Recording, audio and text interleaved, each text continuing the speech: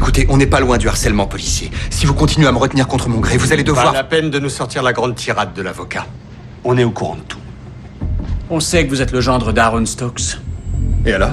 Et alors, quand vos beaux-parents étaient à Chicago, vous avez logé chez eux à Scarsdale. Et quand Angelo est venu pour voir M. Stokes, il est tombé sur vous. C'est là qu'il vous a raconté l'histoire d'Emma Riggs, la fille naturelle de M. Stokes.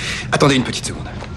Oui, j'étais chez mon beau-père, en effet, mais je n'ai jamais vu ce type de toute ma vie. Vous êtes sûr? Parce que...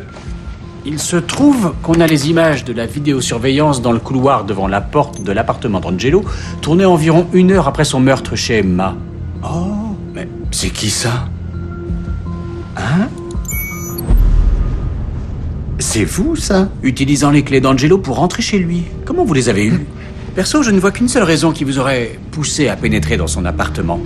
C'était parce que vous deviez trouver le dossier d'adoption d'Emma pour faire disparaître tout lien pouvant remonter à votre belle famille. D'après cette vidéo, vous êtes resté dans l'appartement un peu plus de 2 heures.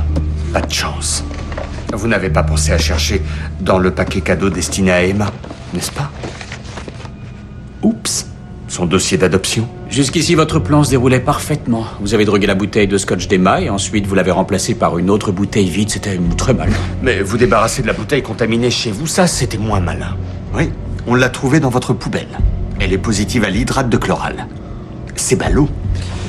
Tout ce que vous avancez, ce ne sont que des preuves circonstancielles. Quel pourrait bien être mon mobile? Oh, c'est votre beau-père qui nous a permis de comprendre. Votre cabinet représente les Stokes, donc vous saviez qu'ils allaient transférer la majorité de leur fortune dans une fiducie au nom de leur fille. Votre femme.